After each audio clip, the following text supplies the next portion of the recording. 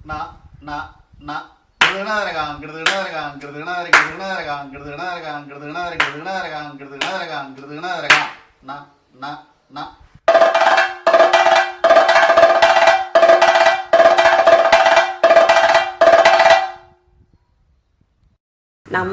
കലാമണ്ഡലത്തിന്റെ പല ശൈലിയുണ്ട്. ഭാരതി ശോജി കളിക്കുന്നുണ്ട്, പിന്നെ മേതിൽ ദേവി, പ്രസാദ് കളിക്കുന്നുണ്ട്. അവരുടെ അവരൊക്കെ കളിക്കും. പല്ലവി കൃഷ്ണ ശരിക്കും പറഞ്ഞാൽ കലാമണ്ഡലാണ്. കലാമണ്ഡലത്തിൽ വന്ന് പഠിച്ചിട്ടാണ് അവര് ഈ പേരെടുത്തിരിക്കണത്. ഇതേപോലെ തന്നെ അതെ. അപ്പൊ എന്തെന്ന് വെച്ചാല് അവർക്ക് അവരുടെ ഇതേപോലെ അവര് വളർന്ന് അവരൊരു ശൈലി ഉണ്ടാക്കി അത് നമ്മൾ അംഗീകരിക്കണില്ല എന്ന് പറയുന്നില്ല. അവര് കളിക്കുമ്പോ നല്ല ഭംഗിയാണ്. മേതിൽ ദേവിക കളിക്കുമ്പോ അവര് കളിക്കുന്ന കാണാൻ നമ്മൾ നോക്കിയിരിക്കും. പക്ഷെ അതേപോലെ ആര് കളിച്ചാലും നമ്മുടെ ആ ശൈലിയുടെ ഭംഗി നമുക്ക് ആർക്കും തോന്നില്ല. മുഖത്തെ അഭിനയങ്ങൾക്കൊക്കെ നമുക്ക് അവരെ ഇഷ്ടപ്പെടുന്നല്ലാതെ നമുക്ക് നമ്മുടെ ഈ ശൈലി, നമ്മുടെ ഈ അടവുകൾക്ക് പ്രാധാന്യം നമ്മുടെ കലാമണ്ഡലം. അതെന്തുകൊണ്ടാണെന്നറിയോ രമേ? നമ്മുടെ കലാമണ്ഡലം പഠിച്ചതുകൊണ്ട് അല്ലല്ല, അതൊരു ഇതെന്താ അറിയോ, മേതിൽ ദേവിക അവരെ സംബന്ധിച്ച് പറഞ്ഞാല് അവര് കലാമണ്ഡലത്തിലെ ശൈലി മുഴുവൻ കംപ്ലീറ്റ് സ്വയത്തമാക്കിയ ഒരു ലേഡിയും കല്യാണിക്കുട്ടിയമ്മ ശൈലി കംപ്ലീറ്റ് സ്വായത്തമാക്കിയതാണ്. ഈ രണ്ട് ശൈലിയിൽ നിന്നും സാംശീകരിച്ചിട്ട് അവരവരുടെ ശൈലിയിലാണ് അതായത് അവർക്ക് സ്വന്തമായ ഒരു അഡ്രസ്സ് ഉണ്ടാക്കിയെടുക്കാൻ വേണ്ടിയിട്ട് ആ ശൈലിയിലോട്ട് അവർ മാറിയേക്കാണ്. ഇപ്പൊ വിനീത നെടുങ്ങാടി ക്ഷേമ ടീച്ചറുടെ ശിഷ്യയാണ്. പക്ഷെ ആ കുട്ടിക്കും ആ കുട്ടിയുടേതായ രീതിയിൽ വിനീത നെടുങ്ങാടി എന്ന് പറഞ്ഞൊരു ആർട്ടിസ്റ്റ് ഉണ്ട്. നല്ല എനിക്ക് ഭയങ്കര ഇഷ്ടമുള്ള ഒരു ആർട്ടിസ്റ്റാണ്. അല്ല ക്ഷേമ ടീച്ചറുടെ ശിഷ്യ അല്ല കനകറാലെ ബോംബെ ഐറ്റം കേമാണ് മൂപ്പരുടെ ഇതില്ലേ ശ്രീമൻ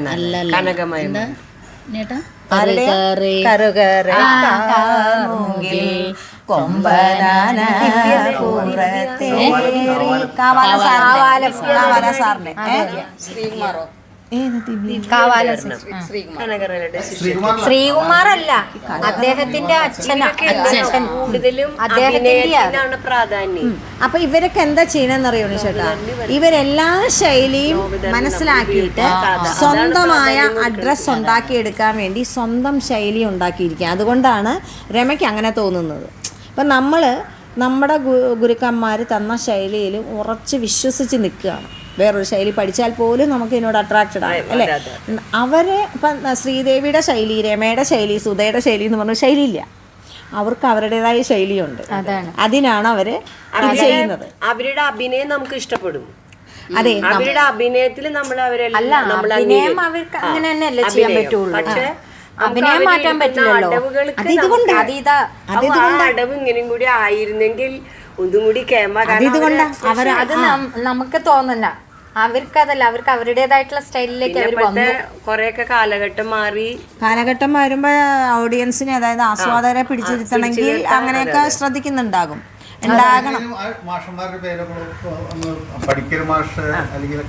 നമ്മുടെ അന്നത്തെ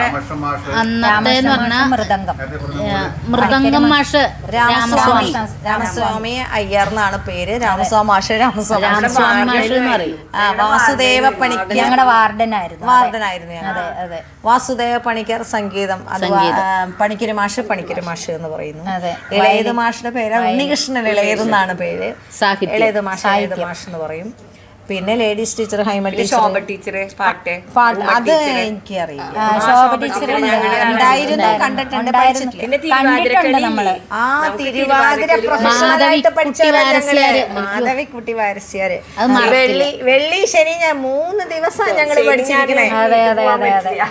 തിരുവാതിര പ്രൊഫഷണലായിട്ട് പഠിച്ചു 3 ദിവസം, ഒരാഴ്ച 2 മണിക്കൂർ വീതം.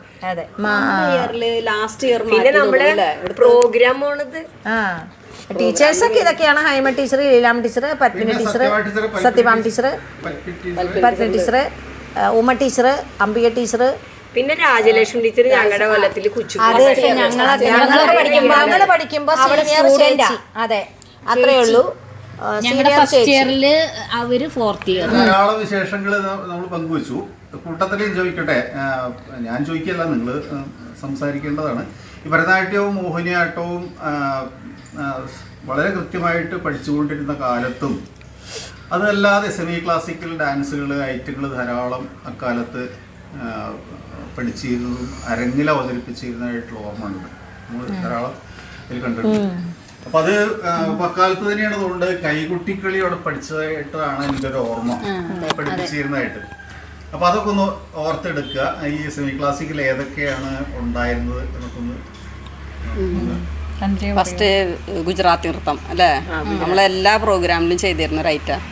പിന്നെ അതുപോലെ ഗുജറാത്തിയില് ആദ്യം പാട്ടുകൾ ഉണ്ടെങ്കിൽ ഏതെങ്കിലും അപ്പൊ അവിടെ ഗുജറാത്തി നൃത്തം ആര് പഠിപ്പിച്ചു എന്നുണ്ട്? അത് ഓഗേഷ് ടീച്ചറാണ് പഠിപ്പിച്ചത്. പിന്നെ ഇതില്ലേ ആദ്യം കുടം വെച്ചിട്ടും പിന്നെ അതൊക്കെ അതിലുള്ള തന്നെ. അപ്പൊ അതിന്റെ പാട്ടുകൾ ഏതെങ്കിലും ഓർമ്മ ഉണ്ടെങ്കിൽ ഒന്നോ രണ്ടോ വരികൾ.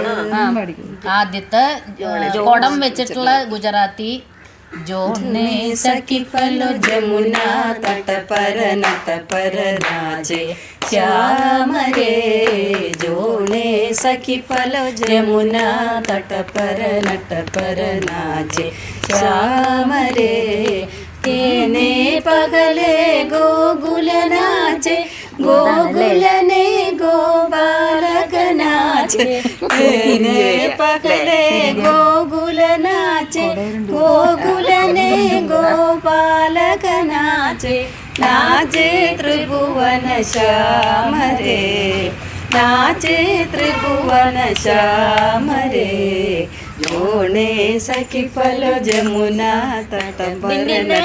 ജാലറ വെച്ചിട്ടുള്ളത്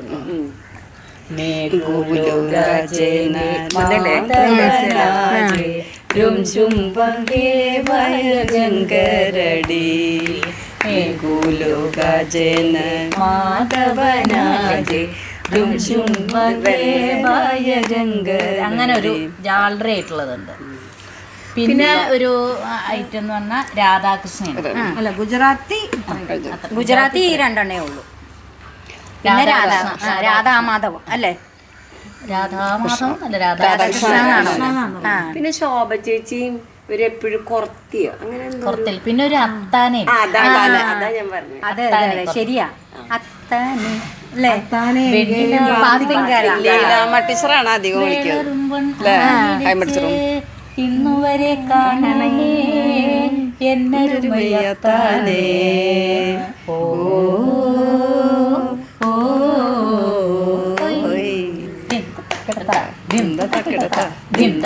അത്താനെ എങ്കേയും പാത്തിങ്കല എന്മേലാശയെല്ലാം വെച്ചിരിക്കും അത്താനെ എങ്കേയും പാത്തിങ്കല എന്നെ എല്ലാം വെച്ചിരിക്കലേശമാകവേയിര് അത്താനെ ആശ അത്താനെ അരുമൈ അത്താനെ എങ്കേയും പാത്തിങ്കല കുട്ടി പോലെ നല്ല ചെമ്പന് പോലെയാല് ചൊല്ലിപ്പാര് മുത്താന് പല്ല് കാട്ടി ചിരിപ്പാര് എൻ മുഖത്തേക്ക് വേറെ വേറെ മുഖം വാക്ക മാട്ടാര് അത്താനെ എങ്കേയും പാത്തിങ്കല. ഇത് ശരിക്കും പറഞ്ഞാലേ നമ്മുടെ രാധാകൃഷ്ണൻ ആദ്യത്തെ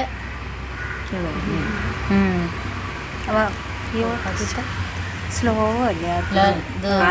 ഇതിങ്ങനെ ബിറ്റാണ് ഈ ഇത്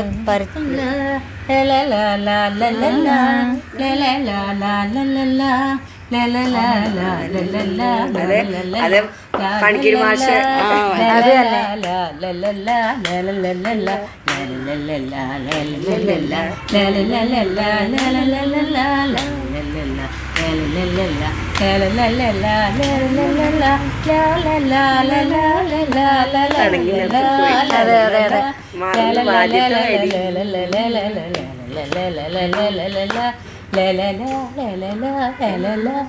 ഓടിട്ട് പിന്നെ അതിന്റെ വരികളോ മുരളിനാദം കേട്ടിടുന്നു മുരളിനി നാദം കേട്ടിടുന്നു വരൂ വധുക്കാർമുകിൽ വർണ്ണനീതാനിൽ വരൂ വധുക്കാർമുകിൽ വർണ്ണനീതാനിൽ മുരളിനീനാദം കേട്ടിടുന്നു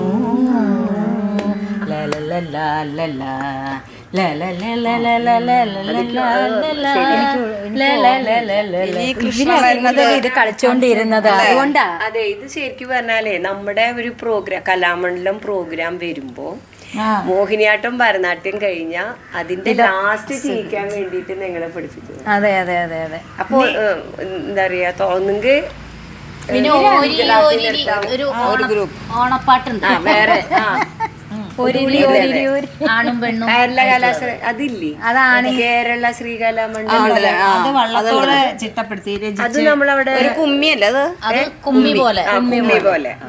അല്ല, ഇത് ഒരിരി ഒരിരി ആണും പെണ്ണുമായിട്ട് അതെ ലൈനിൽ ഇങ്ങനെ ഒരിരി ഒരിരി ഒരിരി ഒരിരി ഓ കുകോ ഒരിരി ഒരിരി ഒരിരി ഒരിരി ഓ കുകോ ഒരിരി ഒരിരി ഒരിരി ഒരിരി ഓ കുകോ ഒരിരി ഒരിരി ഒരിരി ഒരിരി ഓ കുകോ തേരൊലി പൊങ്ങുന്നേ നല്ല രസമായിരുന്നില്ലേ തിരുവാതിരക്കളി തേരൊലി പൊങ്ങുന്നേ മാവേലിയെത്തുന്നേ അശ്വരഥത്തിൻ ജലനാദം ഉയരുകയായടിവാരത്തിൽ അശ്വരഥത്തിൻ ജലനാദം ഉയരുകയായടിവാരത്തിൽ ഉയരുകയായടിവാരത്തിൽ തേരൊലി പൊങ്ങുന്നേ മാവേലിയെത്തുന്നേ അശ്വരഥത്തിൻ ജലനാദം ഉയരുകയായടിവാരത്തിൽ ഉയരുകയായടിവാരത്തിൽ തക്ക തക്കിത്ത തക്ക തക്കിത്ത തക്ക ഓണനിലാവിൽ അലതല്ലിലേക്ക് കാഞ്ചന നൗകയിൽ എത്തിയല്ലോ അന്നൊരു നാളിൽ വിണ്ണീനു പോലും മങ്ങലിലെത്തിയ കേരളത്തിൽ അന്നൊരു നാളിൽ വിണ്ണീനു പോലും മങ്ങലിലെത്തിയ കേരളത്തിൽ ദിവ്യ കേരളത്തിൽ ഓണമഹോത്സവം കാൺമതിനായി എത്തിയല്ലോ ഒരു ദേവകന്യ ഓണമഹോത്സവം കാൺമതിനായി എത്തിയല്ലോ ഒരു ദേവകന്യ കളിയോളമേന്തി കളിയോളമേന്തി കളിയോളമേന്തി തൃക്കരപ്പനരോ പൂവാരോ പൂവേ പൊലി പൂവേ പൊലി പൂവേ തൃക്കരപ്പനരോ പൂവാരോ പൂവേ പൊലി പൂവേ പൊലി പൂവേ ലല്ല ലല്ല ലല്ല ലല്ല ലല്ല ലല്ല ലല്ല ലല്ല തെച്ചി മന്ദാരം തുളസി പിച്ചകമാലയും ചൂടി തെരുവൊക്കെ നടന്നുണ്ണി കുറിയറുത്തു ഉച്ച നേരം വന്നു തന്റെ മാതാവോടു കെണിയിടുന്നു ഊണുറങ്ങിയിട്ടില്ല എങ്കിൽ വെണ്ണയും വേണ്ട കാച്ചിയ പാൽ പഴം തരാം വനത്തിൽ പോയി കളിപ്പാനും കാച്ചിയ പാലുണ്ടോ വിളിച്ചും കൊണ്ട് അങ്ങനെ ഒരു അങ്ങനെ ഈ എക്സ്ട്രാ ക്ലാസിക്കിൽ നിന്ന് വ്യത്യസ്തമായി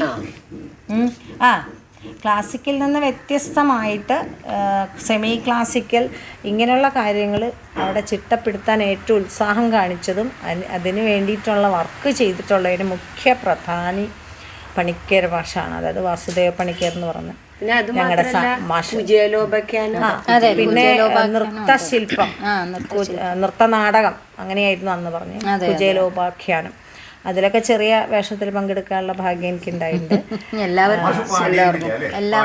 മാഷ് വയലിൻ വായിക്കും, ഹാർമോണിയം. പിന്നെ അവിടെ അങ്ങനെ പറയുമ്പോൾ രാംസാ മാഷ് മൃദംഗത്തിന് മോശമില്ലാത്ത ആളായിരുന്നു. അപ്പൊ അങ്ങനെ അത്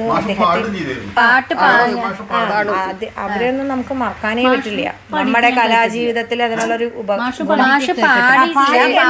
സ്റ്റേജിലധികം വർണ്ണങ്ങളൊക്കെ പാടും. വർണ്ണങ്ങള് ഞങ്ങൾക്ക് അനുഭവമില്ല. പിന്നെ തിരുവാതിര പഠിപ്പിക്കാൻ ഒരു ടീച്ചർ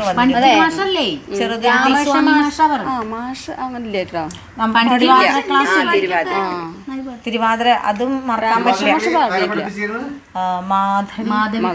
വാരസ്യാര് ചെറുതുരുത്തിയില്ലേ വന്നേ, അതും ടീച്ചറെ മറക്കാൻ പറ്റില്ല. കാരണം എന്താ വെച്ചാൽ ആഴ്ചയിൽ 3 ദിവസം, വെള്ളി, ശനി, ഞായർ രാവിലത്തെ നൃത്ത പഠന ക്ലാസ് കഴിഞ്ഞിട്ടുള്ള ടൈം.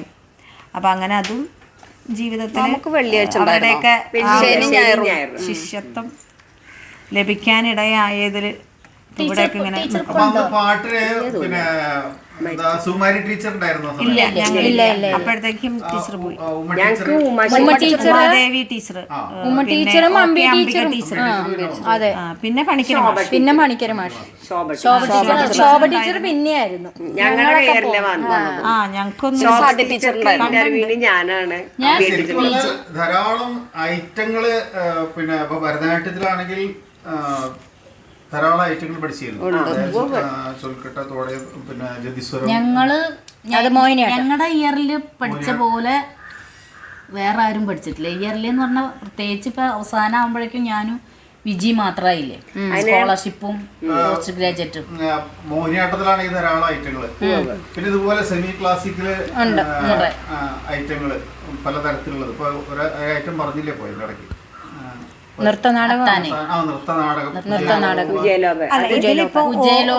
നമ്മള് വീണ്ടും ഓർത്തെടുത്തല്ലോ യോരി. അപ്പൊ അത് ഇപ്പൊ സത്യം പറഞ്ഞാൽ ആ ഓണ കാലഘട്ടത്തെ സംബന്ധിച്ച് ആ വരി ഇത് പണിക്കര് മാഷ എന്നാണ് ഓർമ്മ. അത് ഇപ്പൊ കേട്ടിട്ട് പോലും നമുക്ക് ആ സന്ദർഭത്തിന് ഉതകുന്ന വരികളും വാരം എന്ന് വരെ പറയുമ്പോൾ ആഴ്ച എന്നാണ് ഓണത്തിനുള്ള. അതൊക്കെ എത്ര അർത്ഥവത്താന്നുള്ളതാണ്. അന്ന് അത്രയും മനസ്സിലായെന്ന് എനിക്ക് തോന്നുന്നില്ല. പക്ഷെ അപ്പോഴും അത് അതിന്റെ ക്വാളിറ്റി ഇപ്പോഴും ആ പാട്ട് കേൾക്കുമ്പോ അതെ നമുക്ക്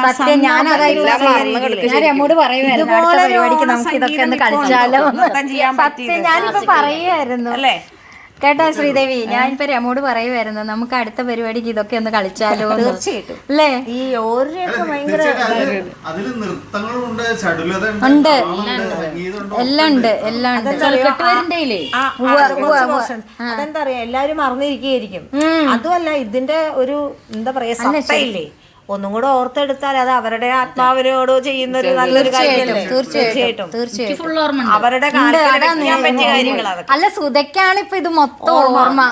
ഇത് വെറുതെ നല്ല ഓർമ്മ ഉണ്ടാവും. ക്ലാസ് ഒന്നും എടുക്കാണ്ടിരിക്കുമ്പോ നമ്മള് ഇതെടുത്തിട്ടില്ലേ, ഇതൊന്നും ഇതൊന്നും ഭയങ്കര ക്വാളിറ്റി ആയിട്ട് നമുക്ക് അതിന്റെ കൂടുതലും അത് കേൾക്കുമ്പോ കാണുമ്പോഴാണ് പുതുമ. സത്യം, നമുക്കത് എടുത്താലോ പഠിപ്പിക്കുന്നു, പഠിക്കുന്നു. അല്ല, ഞാനിപ്പോ അത് പറയായിരുന്നു രമോട്, വെറൈറ്റി ആവും നമുക്കിപ്പോ ഈ ഓണ സീസണില് ഈ പരിപാടി അവിടെ ഞാൻ ബെഹറിലായിരുന്നു കുറച്ച് 10-32 വർഷം. അവിടെ ഈ ഐറ്റം ഓണത്തിന് അവതരിപ്പിച്ചിട്ട് പല ക്ലബിലേക്കും അത് ബുക്കഡായിരുന്നു.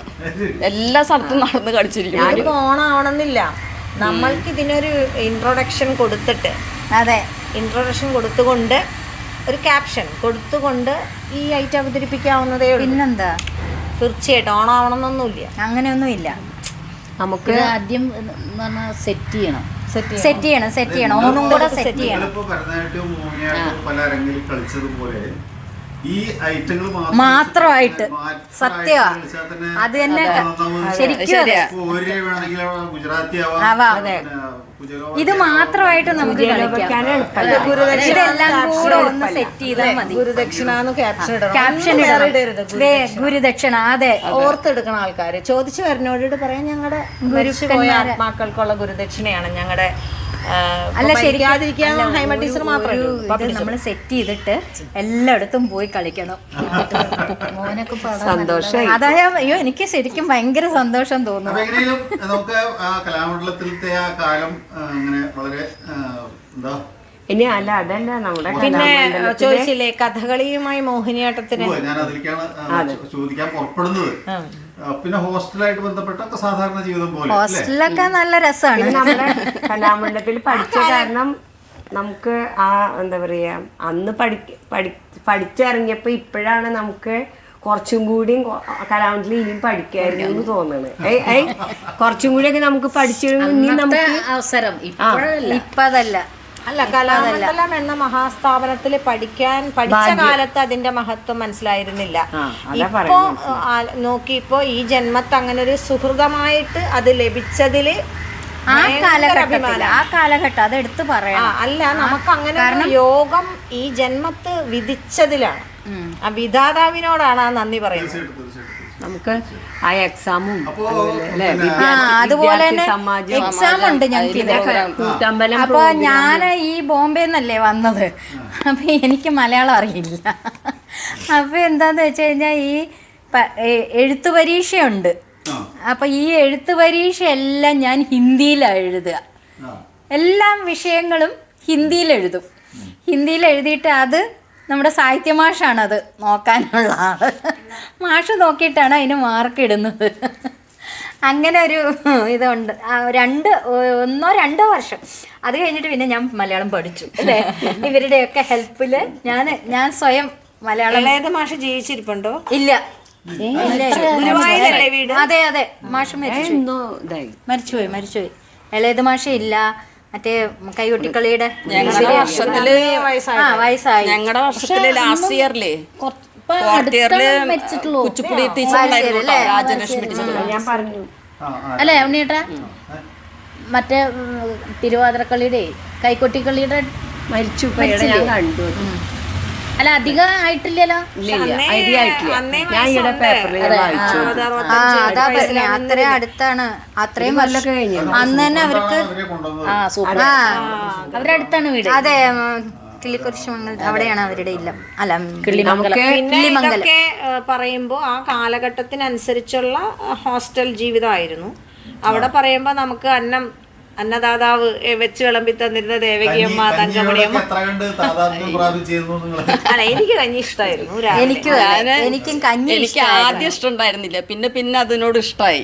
അത് ഞങ്ങള് പറയും അവോയ്ഡ് ചെയ്തിരുന്നത്. നമ്മള് കഞ്ഞി കുടിക്കുമ്പം ആദ്യത്തെ വർഷം ഇത് കാണുമ്പോ നമ്മള് കഞ്ഞി കളയും. രണ്ടാമത്തെ വർഷം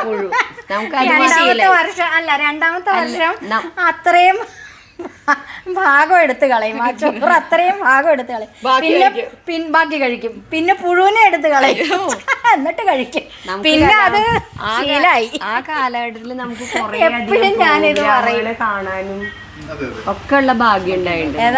നമ്മുടെ കാലത്താണ് അവിടെ രാഗം സിനിമ ഷൂട്ടിങ് ആ സമയത്തായിരുന്നു. രാഗം സിനിമയുടെ ഷൂട്ടിങ് ആ സമയത്തായിരുന്നു.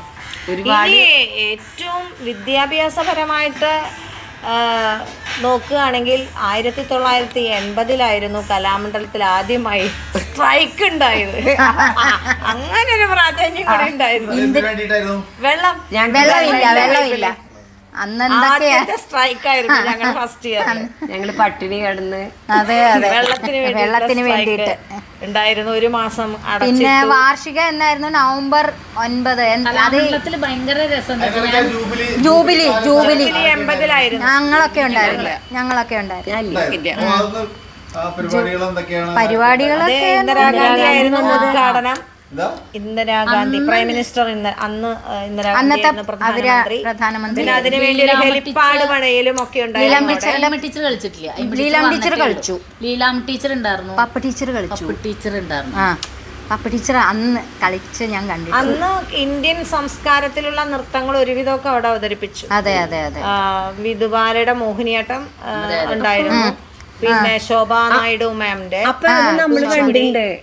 ശോഭ നായിഡുവിന്റെ കുച്ചിപ്പിടി അപ്പുറത്തെ കുച്ചിപ്പിടി ചവിട്ട് നാടകം കളിക്കോപ്പൊക്കെ ഉണ്ടാക്കണമില്ല. അത് തന്നെ അവിടെ തന്നെ ചവിട്ട് നാടകം ഇങ്ങനെയുള്ള കലാപ്രകടനങ്ങൾ കാണാനുള്ള യക്ഷഗാനം ഒക്കെ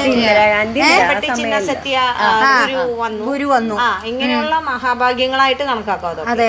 അതെ അതൊക്കെ പിന്നെന്താ ഒരു ഇതിന്റെ ഡാൻസ് കോലുമ്പില് ശരിയാ പൊയ്ക്കാല് നിർത്താം. അതുപോലെ തന്നെ ഇത് ഷാഡോ അതും അന്ന് അവിടെ ഉണ്ടായിരുന്നു. അത് തന്നെ അങ്ങനെയൊക്കെയുള്ള പരിപാടികൾ ഉണ്ടായിരുന്നു അവിടെ ഹെലിപ്പാഡ് വന്നിട്ട് ഞങ്ങൾക്ക് അതെ ലേഡീസ് ഹോസ്റ്റലിന്റെ ഇതൊക്കെ ഒരു പുതിയ അവർക്ക് ഇറങ്ങാൻ ഉണ്ണീഷേട്ടനുണ്ടല്ലോ ആദ്യം അതിന്റെ അപ്പുറത്തെ സ്റ്റേജ് കിട്ടിയിട്ട് കാണാൻ വന്നിരുന്നു. ഞാൻ അന്ന് സദനത്തിലായിരുന്നു. അത് വിദ്യാർത്ഥി സമാജത്തിന്റെ ഞാനുള്ള 6th 6ാമത്തെ ഇയറിലാണ് കണ്ടിട്ടുണ്ടായില്ലേ. ഞാൻ 82 5-ാം വർഷം ഞാൻ 82 ആശാനായിട്ട് പോകുന്നത്. ആശാനായിട്ടല്ല, സ്റ്റുഡന്റ് ആയിട്ടില്ലേ? ഏത് വർഷത്തിലാ 77 കോഴ്സ് കഴിഞ്ഞു പോയി. കോഴ്സ് കഴിഞ്ഞു 82 ആശാനായിട്ട് നമ്മളവിടെ ഉള്ളപ്പോ പക്ഷെ ഞാൻ പ്രോഗ്രാം ഉണ്ടായിട്ടുണ്ട് പിന്നെ. പക്ഷെ ഇതാവില്ല. അല്ല അപ്പൊ ബാലസമ്മേളനമൊക്കെ അവിടെ പഠിക്കുന്ന സമയത്ത് ഞാൻ പ്രോഗ്രാമിൽ മിക്കവാറും വരാറുണ്ടായിരുന്നു. അങ്ങനെ കണ്ടതായിരിക്കും. അങ്ങനെ കണ്ടതായി കഥകളി കാണുമായിരുന്നു എല്ലാം. അങ്ങനെ ഞങ്ങളൊക്കെ കഥകളി കാണാൻ പോവാ. ആദ്യത്തെ ഒരു പ്രാവശ്യത്തെ കളി മാത്രമേ കാണാതിരുന്നുള്ളൂ, ബാക്കിയെല്ലാം അല്ല അത് നമുക്ക് അത് കാരണം കഥകളിയൊക്കെ കുറെ കണ്ട് മനസ്സിലാക്കാനുള്ളതാണ്. അതെ 80 കാലഘട്ടത്തിൽ. അതെ അങ്ങനെയുള്ള നവംബർ സെക്കൻഡ് ഇയർ ആണ് എനിക്ക്. നവംബർ 9 ഞങ്ങളുടെ ഫസ്റ്റ് ഇയർ. നവംബർ 9 ഹാർമോണിയം ഇരിക്കണവരൊക്കെ ഓർക്കസ്ട്രക്കാരൊക്കെ യൂണിഫോമിലാണ്. അതെ ഞാൻ വെള്ളയും പാവടിയും ബ്ലൗസ് ഒക്കെ ഇട്ട് ഹാർമോണിയം മീട്ടാൻ ഞാനായിരുന്നു. പിന്നെ എന്ന് വെച്ചാല് വിദ്യാർത്ഥി സമാജം, പിള്ളേര് തമ്മിലുള്ള അടി മോണാക്ട്. പിന്നെ വിദ്യാർത്ഥി സമാജത്തിന് ഞാനൊരു ഫോക്ക് ഡാൻസ് കളിച്ചു കിട്ടോ. മുസ്ലിം ഡാൻസ്. അതുപോലെ തന്നെ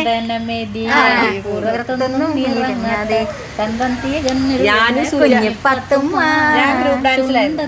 ചെമ്പനി നീര് ചെണ്ടൊന്നും വിരിയാത്ത സുജാതയുള്ളായിരുന്നു മുസ്ലിം ഡാൻസ്. പിന്നെ ഞാനും സുജാതയും കൂടി പിന്നെ അതുപോലെ തന്നെ ഗീതാദേവി ഒരു ഫോക്ക് കളിച്ചിട്ടുണ്ടായിരുന്നു.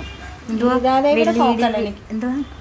പാട്ട് പാടുന്ന എനിക്ക് ഓർമ്മ. പാട്ട് ഒരു ഗ്രൂപ്പ് കൊടുത്തിട്ട് അതേപോലെ പാടിയുണ്ടായി. എനിക്ക് പണിക്കർ മാഷ് പഠിപ്പിച്ച പണിക്കർ മാഷ് ആ കുമ്പനി കുത്തിയിട്ട് സ്റ്റെപ്പ് കാട്ടി തരുന്ന മറക്കില്ല കേട്ടോ. കോട്ടേഴ്സ് പോയിട്ട് പഠിക്കുക. മാഷാണ് എനിക്ക് പഠിപ്പിച്ചെന്നതേ. എന്നിട്ട് മാഷയുടെ അവിടെ നിൽക്കണ ഒരു കുട്ടിയില്ലേ, എന്താ പണിക്ക് നിന്നാർന്ന കുട്ടിയില്ലേ, ആ കുട്ടിയാണ്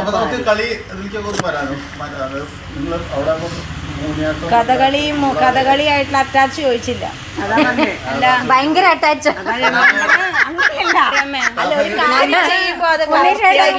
ഭയങ്കര അറ്റാച്ച്മെന്റ്. ഞാൻ ഈ ഡാൻസുകാരെ അല്ലെങ്കിൽ മോഹിനിയാട്ടം കല പഠിക്കുന്ന കുട്ടികള് കഥകളി കാണുമ്പോ എത്ര കണ്ട് അത് കണ്ടിട്ട് കാണാൻ വേണ്ടിയിട്ടാണോ അതോ ഉറക്കം വരാറുണ്ടോ, വേണ്ടിയിട്ട് പോയിരിക്കുകയാണോ, കഥകളി കണ്ടതുകൊണ്ട് നമുക്ക് എങ്ങനെ അത് നൃത്തത്തിലേക്ക് എത്ര കണ്ട് പ്രയോജനം പിന്നീടെങ്കിലും ഉണ്ടായിട്ടുണ്ട്? അത് തീർച്ചയായിട്ടും ഉണ്ട്. ഉണ്ണിയേട്ട അങ്ങനെ ഒരു ചിന്തയേ ഉണ്ടായിരുന്നില്ല ആ കാലഘട്ടത്തിലെ പക്ഷെ പിന്നെ പിന്നെ കണ്ട് അവിടെ ഒരു ബലേവാരുണ്ടായിരുന്നു മൂലക്ക്. അങ്ങനെ കണ്ടുകൊണ്ടിരിക്കുമ്പോലേ പിന്നെ അങ്ങനെ വായു നോക്കിക്കൊണ്ടിരിക്കും. ഈ ബലയെ കണ്ട് ഞങ്ങക്ക് ചിരിക്കണം. പിന്നെ കുറെ കഥകൾ ഇങ്ങനെ കാണുന്നു. പക്ഷേ കണ്ണില് അതല്ല, എൻ്റെ അനുഭവം അങ്ങനെയല്ല. കാരണം എന്താന്ന് വെച്ച് കഴിഞ്ഞാൽ ഞാൻ ഈ വെക്കേഷനിൽ വരുമ്പോഴൊക്കെ എൻ്റെ മുത്തശ്ശൻ എന്നെയും കൊണ്ട് നടക്കും കഥകളി കാണാനായിട്ട്. അപ്പോൾ എന്താന്ന് വെച്ച് കഴിഞ്ഞാൽ എല്ലാം അർത്ഥം പറഞ്ഞു തരും. മുദ്രയുടെ അർത്ഥം വരെ മുത്തശ്ശൻ എനിക്ക് പറഞ്ഞു തരും. അങ്ങനെ എനിക്ക് കഥകളിയോട് ഭയങ്കര താല്പര്യമായിരുന്നു. അപ്പോൾ അതുകൊണ്ട് എന്താണെന്ന് വെച്ച് കഴിഞ്ഞാൽ അങ്ങനെ ഞാൻ പോയി കാണാറുണ്ട്, കഥകളി കാണാറുണ്ട്. എനിക്ക് മനസ്സിലാവുകയും ചെയ്യുമായിരുന്നു കഥകളി കാണുമ്പോൾ. പിന്നെ അതിൽ നിന്ന് എനിക്ക് കിട്ടിയൊരു ഗുണം എന്ന് പറഞ്ഞു കഴിഞ്ഞാൽ അഭിനയം ഒരുപാട് എനിക്കത് ഭയങ്കരമായിട്ട് എനിക്കത് കിട്ടി എന്നുള്ളത് ഒരു വലിയൊരു ഇത് തന്നെയാണ് കഥകളിയുടെ. അതെ, ഒന്നും ഓർത്ത് ചെന്നിരുന്ന അല്ലെങ്കിൽ പോലും പിന്നെ പിന്നെ നമ്മൾ പറയില്ലേ, ഒരു കൂട്ടിലിട്ട് അടച്ചിട്ട് ഒരു സാധനം തന്നുകൊണ്ടിരുന്ന പിന്നെ നമ്മൾ അതായിട്ട് മാറുന്ന പോലെ പിന്നെ കുറെ ഉപകാരമൊക്കെ കിട്ടി. അല്ല, അത് നല്ലൊരു ഇതാ. കാരണം എന്ന് വെച്ചാൽ ആ മോഹിനിയാട്ടം കളിക്കുമ്പോൾ നമുക്ക് കിട്ടുന്ന ആ ഒരു ഇത് കഥകളി കണ്ട് ആരെങ്കിലും ഓർമ്മയുണ്ടോ? അപ്പൊ കൂടിയാട്ടം പോലെ അല്ലെങ്കിൽ പഞ്ചവാദ്യം പോലെ വാദ്യം പോലെ കഥകളി പോലെ അല്ലെങ്കിൽ മൃദംഗം പോലെയുള്ള പ്രത്യേക അവനവന്റെ വിഭാഗം അല്ലാതുള്ള ആശാന്മാർ അച്ചുകുട്ടി പൊതുവാളോ, കൃഷ്ണൻകുട്ടി പൊതുവാൾ ആശാൻ, കൃഷ്ണൻകുട്ടി പൊതുവാൾ ആശാൻ, പിന്നെ നമ്പീശാശാൻ പാട്ട്, പിന്നെ രാമൻകുട്ടി ആശാൻ, ഗോപി ആശാൻ, രാമവാരാശാൻ, പിന്നെ രാംകുട്ടി, പിന്നെ ഗോപിയാശാന്റെ പ്രിൻസിപ്പളായിട്ടുണ്ടായിരുന്നു പത്മാശാൻ, പിന്നെ ബാലസുബ്രഹ്മണ്യൻ. പക്ഷെ നമ്മള് പഠിക്കുമ്പം അവിടെ പഠിക്കുന്നുണ്ട്, അവിടെ സ്കോളർഷിപ്പിന് നമുക്ക് പ്രഗത്ഭരായ ഒരുപാട് കഥകളി ആൾക്കാരുടെയും അതുപോലെ വാദ്യ ഒക്കെ കാണാനും അവരുടെ ഇതൊക്കെ കേൾക്കാനൊക്കെ ഇപ്പോഴും നമുക്ക് അവരെ ഇപ്പോഴുള്ള വാദ്യക്കാരെ കേൾക്കുമ്പോ നമുക്കൊക്കെ അതാ ഓർമ്മ വരുന്നേ. ഗോപിയാശാന്റെ വേഷം, കോട്ടയ്ക്ക് ശിവരാം. ഗോപിയാശാന്റെ ഒരു കർണശബ്ദം കണ്ട് ഞാൻ കരഞ്ഞിട്ടുണ്ട്. അന്ന് കഥകളി കരഞ്ഞിട്ടുണ്ട്.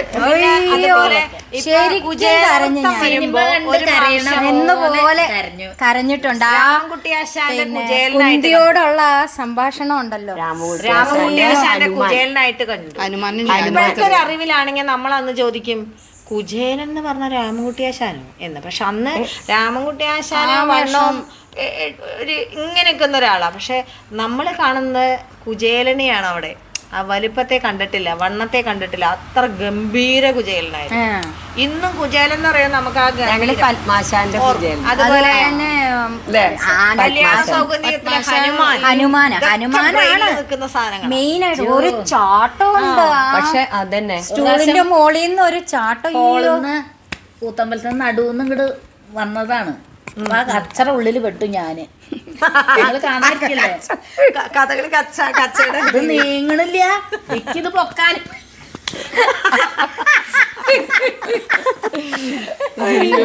അത് കഴിഞ്ഞ് നമ്മളിങ്ങനെ കാണാതിരിക്കുമ്പോ അവസാനം ഒരു ഇതുണ്ട്, ഒതുക്കിട്ട് തക്കാളി എടുത്തിട്ട് ഒരു പ്രാവശ്യം മുഖത്ത് വന്നിട്ട് പ്ലീവിടെ വന്ന് വീണു. അങ്ങനെയുള്ളതൊക്കെ ആളെ നോക്കിട്ട് എറിയും. അതെ അതെ അതെ. എന്റെ അമ്മയ്ക്ക് കൊറേ ഏറി കിട്ടിണ്ട് തക്കാളി. ഇതിൽ നിന്ന് വ്യത്യസ്തമാവുമല്ലോ ചന്ദ്രികയുടെ കുറച്ചു കാലത്തെ വിദേശവാസം. എങ്ങനെയാണ് അവിടെ നൃത്തത്തെ അവര് കണ്ടിരുന്നത്, അല്ലെങ്കിൽ നമ്മളെങ്ങനെയാണ് അത് കണ്ടിരുന്നത്, കുട്ടികളെ എങ്ങനെയാണ് കണ്ടിരുന്നത്, എന്തൊക്കെ തരത്തിലാണ് പരിപാടി അവതരിപ്പിച്ചത്? കോഴ്സ് കഴിഞ്ഞതിന് ശേഷം 85-ൽ എൻ്റെ കല്യാണം കഴിഞ്ഞു. അപ്പോൾ എൻ്റെ ഹസ്ബൻഡ് ബെഹറിലുണ്ടായിരുന്നത്. അതിന്ന് ഒരു വർഷം കഴിഞ്ഞിട്ട് എന്നെ പിന്നെ ബെഹറിലേക്ക് കൊണ്ടുപോയി. അവിടെ ഇഷ്ടംപോലെ കുട്ടികളന്ന് പഠിപ്പിക്കാൻ കിട്ടി. അന്ന് കലാമണ്ഡലത്തിൻ്റെ ആരുമില്ല. ബോംബെയിൽ പഠിച്ചവർ പിന്നെ ആരുമില്ല അങ്ങനെ ശരിക്കും അന്നത്തെ കാലത്ത്. കുട്ടികൾ ഇഷ്ടംപോലെ ഉണ്ടായിരുന്നു, പഠിച്ചിരുന്നു. പിന്നെ പ്രോഗ്രാംസും അതെ നന്നായിട്ട് കിട്ടിയിരുന്നു. പക്ഷെ അവിടെ നമ്മുടെ നാട്ടിലത്തെ പോലെ പൈസയൊന്നും കിട്ടില്ല കേട്ടോ. എല്ലാ പ്രോഗ്രാമിലും നടന്ന് കളിക്കാം അന്ന് ഇതുണ്ടായിരുന്നു. പിന്നെ ഒരുപാട് മെമൻറ്റോസൊക്കെ കിട്ടിയിട്ടുണ്ട് അവിടെ നിന്ന്. കുട്ടികൾ ഇഷ്ടംപോലെ പഠിക്കാനും ഉണ്ടായിരുന്നു. പിന്നെ നല്ല എന്താ പറയുക, വർണ്ണങ്ങളൊന്നും അവിടെ യേശിപ്പോവില്ല. വലിയ വലിയ ഐറ്റംസുകളൊന്നും ആൾക്കാർ അയ്യോ എത്ര നേരമായി നിന്ന് കളിക്കാൻ തുടങ്ങിയിട്ട് കൊണ്ട് ആൾക്കാർ നേറ്റ് പോകും. ഒരു 10 മിനിറ്റിൻ്റെ ഐറ്റം അല്ലെങ്കിൽ 10-15 മിനിറ്റ് അങ്ങനെ ഉള്ള ഐറ്റംസ് അങ്ങനെയുള്ള ഐറ്റംസുകൾ പിന്നെ അധികം ഫോക്ക് ഡാൻസ്, ഒപ്പന, അതൊക്കെ ആയിരിക്കും, തിരുവാതിര, അതിൻ്റെ ഇടയിൽ കൂടെ സെമി ക്ലാസിക്കലും സിനിമാറ്റിക് ഡാൻസും എല്ലാം അതിന് വേണ്ടിയിട്ട് പഠിപ്പിച്ചിരുന്നു കുട്ടികളെ തന്നെ. ഇങ്ങനെ ഉണ്ടായിരുന്നു. ഫോക്കിൻ്റെ ആണ്, ഫോക്കും ക്ലാസിക്കലും പഠിപ്പിച്ചിരുന്നു. ഹസ്ബൻഡ് ആദ്യം അവിടെ പഠിപ്പിച്ചിരുന്നു കുറേ കുട്ടികളെ. അത് കാരണം കൊണ്ട് ഞാൻ ചെന്നപ്പോഴേക്ക് ആ കുട്ടികളെ കിട്ടി. പിന്നെ പിന്നെ ആൾക്കാരെ കുട്ടികളെ കുറേ വിടാൻ തുടങ്ങി. ഒരു ടീച്ചറുണ്ടായിരുന്നു വേറെ,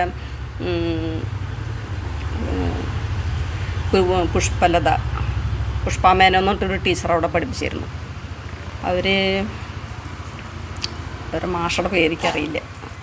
പക്ഷെ അവരുണ്ടായിരുന്നുള്ളൂ അന്നത്തെ കാലത്ത് അവിടെ. പിന്നെ ബോംബെയിൽ നിന്ന് ഒരു റബ്ബർ ടീച്ചർ ഉണ്ടായിരുന്നു. പിന്നെ ഞാൻ വന്നതിൻ്റെ ശേഷം പിന്നെ കുറേ കലാമണ്ഡലം ആൾക്കാർ വന്നിരുന്നു അവിടെ പഠിപ്പിക്കാനായിട്ട്. ശ്രീദേവി, നമ്മുടെ ഒപ്പം പഠിച്ചിട്ടുള്ള ശ്രീദേവി. തൊടുപുഴ ഞാൻ ചെല്ലുമ്പോൾ ലാലമ്മ ഉണ്ടായിരുന്നു അവിടെ.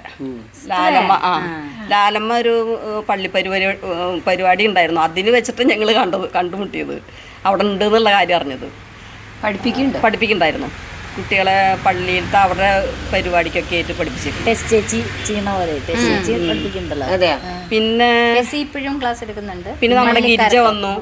അതെ, നമ്മുടെ പരിപാടികളൊക്കെ പുതുശ്ശേരി ഉള്ള ഗിരിജ വന്നു. പിന്നെ പഠിച്ചിട്ടുള്ള ഗിരിജയൊക്കെ എപ്പോഴും ഉണ്ടല്ലോ. നമ്മുടെ ഇന്ദിരേശിയുടെ അനിയത്തിയല്ലേ? പിന്നെ കലാക്ഷേത്രം ഉണ്ടായിരുന്നു. കലാക്ഷേത്രത്തിലത്തെ ഒരു ലേഖ ശശി എന്ന് പറഞ്ഞിട്ടൊരു ടീച്ചർ ഉണ്ടായിരുന്നു. പിന്നെ വരിക്ക് കുറേ ടീച്ചർമാരവിടെ വന്ന് പഠിപ്പിച്ചിരുന്നു. സിന്ധു, പിന്നെ 1-2 ടീച്ചർമാരുണ്ടായിരുന്നു. കലാക്ഷേത്ര അല്ല RLV എന്ന് പഠിച്ചിട്ടുള്ളത്.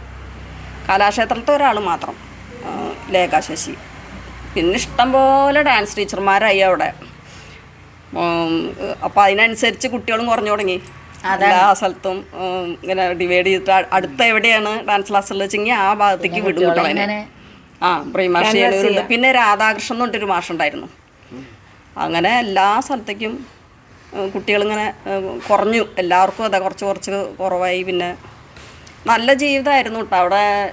മലയാളികൾക്ക് താമസിക്കാൻ പറ്റിയ നല്ല ഫ്രീഡമുള്ള ഒരു രാജ്യമാണ്. ഏത് സമയത്ത് രാത്രി ബഹ്റിൻ അവിടുന്ന് വിട്ടു പോന്നാലും നമുക്ക് അങ്ങോട്ട് ചെല്ലണം എന്നുള്ള ഒരു ഇതുണ്ട്. അങ്ങനത്തെ ഒരു നല്ലൊരു സ്ഥലമാണ്. പിന്നെ മലയാളികളുടെ സംഘടനകളുണ്ട്, 2-3 സംഘടനകളുണ്ട്. പ്രോഗ്രാംസ് അതിൽ നാടകമായിട്ടും പുറത്തുനിന്നും പരിപാടികൾ കൊണ്ടുവരാറുണ്ട് കേട്ടോ. പുറത്തുനിന്ന് ഇഷ്ടംപോലെ പരിപാടി, ഇങ്ങനെ സിനിമാ നടന്മാരാണ് അധികം വരുന്നത്, നടിമാരും. ഡാൻസിൻ്റേതായിട്ടുള്ള ആൾക്കാരങ്ങനെ നമ്മുടെ വിനീത് പ്രാവശ്യം വന്നിരുന്നു. ലക്ഷ്മി ഗോപാലസ്വാമി, പത്മ സുബ്രഹ്മണ്യം, ഇങ്ങനെയുള്ള ആൾക്കാരൊക്കെ വന്ന് കളിച്ച് പോയിട്ടുണ്ട്. പ്രോഗ്രാം കണ്ടിട്ടുമുണ്ട് അവരെ. ഇത്രയാണ്. കലാമണ്ഡലത്തിലെ നൃത്തം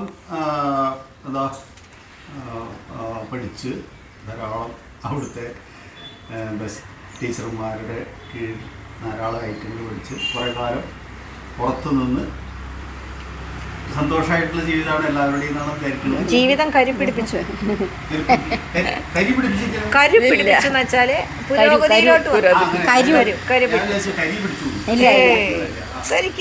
ഒരു സന്തോഷമായിട്ടാണ് നമുക്ക് തോന്നുന്നത്. അതിലും സന്തോഷം ഇങ്ങനെ ഒരു കൂട്ടുകെട്ട് വീണ്ടും കിട്ടിയതിലാണ്.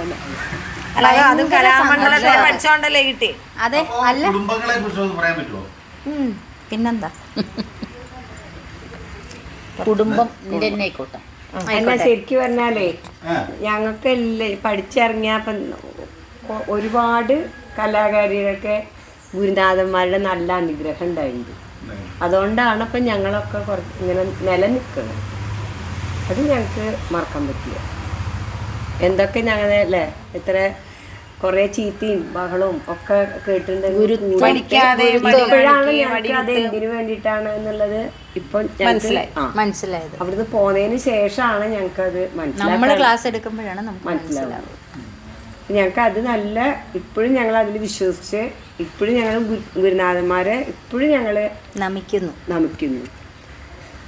ആ ഒരു സ്നേഹം ഉണ്ടായിരുന്നു. നമ്മൾ കലാമണ്ഡലത്തിൽ പഠിച്ചു പോന്നാലും നമ്മൾ ടീച്ചർമാരെ കാണാൻ പോകുമ്പോൾ ബഹുമാനവും ഉണ്ടായിരുന്നു. നമ്മൾ ചെല്ലുമ്പോൾ ആ രമ വന്നു അല്ലെങ്കിൽ സുധ വന്നു എന്ന് പറയുമ്പോഴേക്കും ആ ടീച്ചേഴ്സിന്റെ ഒരു സന്തോഷം ഞങ്ങൾ നല്ലോണം അനുഭവിച്ചായിരുന്നു. അതെ.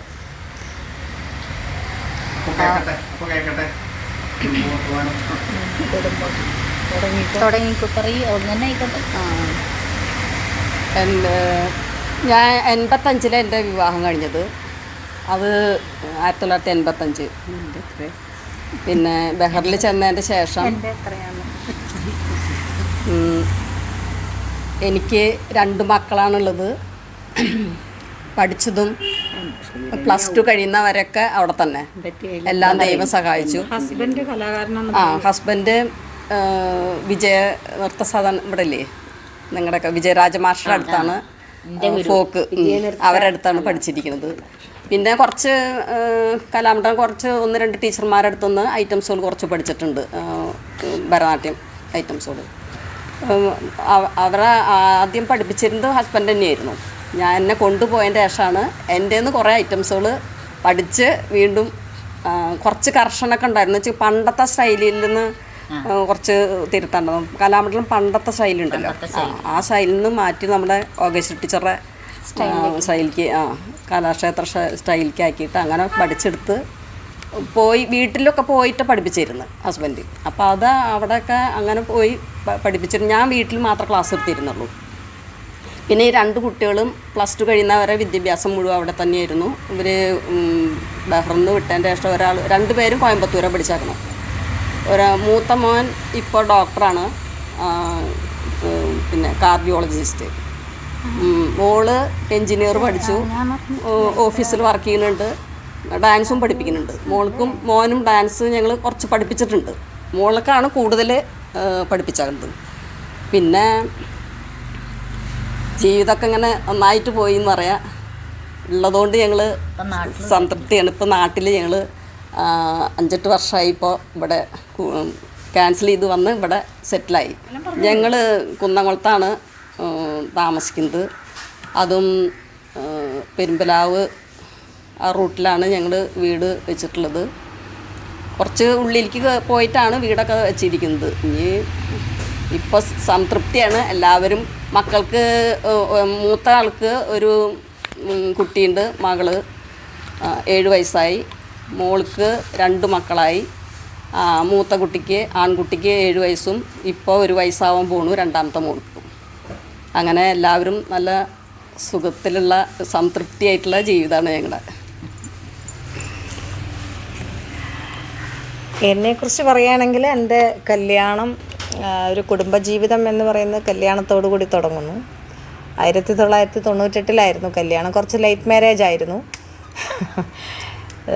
ദേവസ്വം സ്റ്റാഫായിരുന്നു ഹസ്ബൻഡ്. ഒരു മോനാണ് ഉള്ളത്. എന്നെ കല്യാണം കഴിച്ചിരിക്കുന്നത് ലോകപ്രശസ്തമായ ആറന്മുളയിലാണ്, വള്ളത്തിൻ്റെയും കണ്ണാടിയുടെയും നാട്ടിൽ. അത് വലിയ അഭിമാനമായിട്ട് തോന്നുന്നു. പിന്നെ ഒരു മകനാണുള്ളത്. മകനും ഇപ്പോൾ കലാകാരനാണ്. കോളേജ് വിദ്യാഭ്യാസത്തിന് ശേഷം പുള്ളിക്കാരൻ RLV കോളേജിൽ മൃദംഗം മെയിൻ എടുത്ത് പഠിച്ചു. ഒപ്പം വയലിനിസ്റ്റും കൂടിയാണ്. പേര് S. നന്ദകിഷോർ, ആറന്മുള. അപ്പോൾ എൻ്റെ കല്യാണ ജീവിതത്തിന് ശേഷം ഞാൻ അന്ന് സ്വന്തമായിട്ട് സ്ഥാപനമൊന്നും എനിക്കുണ്ടായിരുന്നില്ല. എൻ്റെ ഒരു പ്രിയപ്പെട്ട ചേച്ചിയുടെ കീഴിൽ, ആ ചേച്ചിയുടെ ഒപ്പം ഞാൻ അവരുടെ ഇൻസ്റ്റിറ്റ്യൂട്ടിലെ സ്റ്റാഫായിരുന്നു. പിന്നീട് സ്വന്തം സ്ഥാപനം ആരംഭിച്ചു. ഹസ്ബൻഡിനെ കുറിച്ച് പറയുകയാണെങ്കിൽ തിമില വാതായനം ചെയ്യുന്ന ആളാണ് അദ്ദേഹം. വളരെയധികം ഇതിനെ പ്രോത്സാഹിപ്പിക്കുന്ന ആളാണ്. കല മുന്നോട്ട് കൊണ്ടുപോകാനും നമ്മൾ ഏത് തലത്തിൽ വരെ എത്തുന്നതിനോടും അതിനുവേണ്ടി പുള്ളിക്കാരനും കൂടെ നമുക്ക് ഇന്നും ഹെൽപ്പ് ചെയ്തുകൊണ്ടിരിക്കുന്ന ആളാണ് അദ്ദേഹം. പിന്നെ ഇപ്പോൾ മകനും കൂടെ കലാകാരനായി. ഇൻസ്റ്റിറ്റ്യൂട്ട് സ്വന്തമായിട്ടുണ്ട്. ആറന്മുള കേന്ദ്രമാക്കി നടത്തി വരുന്നു. അവിടെ സംഗീതം, വാദ്യങ്ങൾ, മൃദംഗം, വയലിൻ, ചെണ്ട, നൃത്തം. അങ്ങനെ പറയാൻ കാരണം ഗീതം, വാദ്യം, നൃത്തം എന്നാണല്ലോ തൗരത്രയങ്ങൾ. അതുകൊണ്ടാണ് അങ്ങനെ പറഞ്ഞത്. അപ്പം അങ്ങനെ എല്ലാം കൊണ്ടും സന്തോഷത്തോടു കൂടി തന്നെ ജീവിതം നടന്നു പോകുന്നു. അത് വളരെ ഒരു മഹാഭാഗ്യമായിട്ട് കണക്കാക്കുന്നു. പിന്നെ അതിനേക്കാൾ ഉപരിയായിട്ട് പറയാനുള്ളത്, അങ്ങനെ ഒരു സാഹചര്യം ഉണ്ടാവാനായിട്ട് ഇടയായ എല്ലാ സാഹചര്യങ്ങളോടും നന്ദിയും സൂചിപ്പിക്കുന്നു. അതാണ് എൻ്റെ ജീവിതത്തെക്കുറിച്ച് പറയാനുള്ളത്.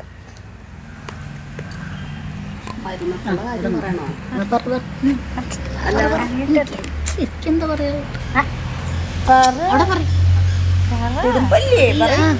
ഇവിടെ കഴിയട്ടെ അത് നിങ്ങളുണ്ടാവുന്നത്.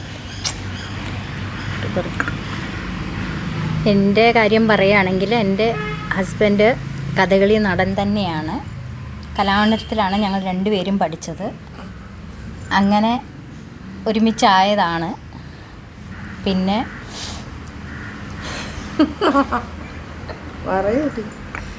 അങ്ങനെ 83 ആണ് എൻ്റെ മാരേജ്. 83 മാരേജ് കഴിഞ്ഞു. എന്നെ കല്യാണം കഴിച്ച് കൊണ്ടുപോയിരിക്കുന്നത് തിരുവല്ല എന്ന സ്ഥലത്തേക്കാണ്. അരയാക്കീഴില്ലം എന്ന് പറയും. അങ്ങനെ അവിടെ 83 ഒരു വലിയ കുടുംബത്തിലേക്ക്, അതായത് അച്ഛൻ, അമ്മ, അച്ഛൻ്റെ അമ്മ, നാത്തുമാർ, അങ്ങനെയൊക്കെയുള്ള ഒരു വലിയ കൂട്ടുകുടുംബത്തിലേക്കാണ് വിളയിച്ച് കൊണ്ടുപോയിരിക്കുന്നത്.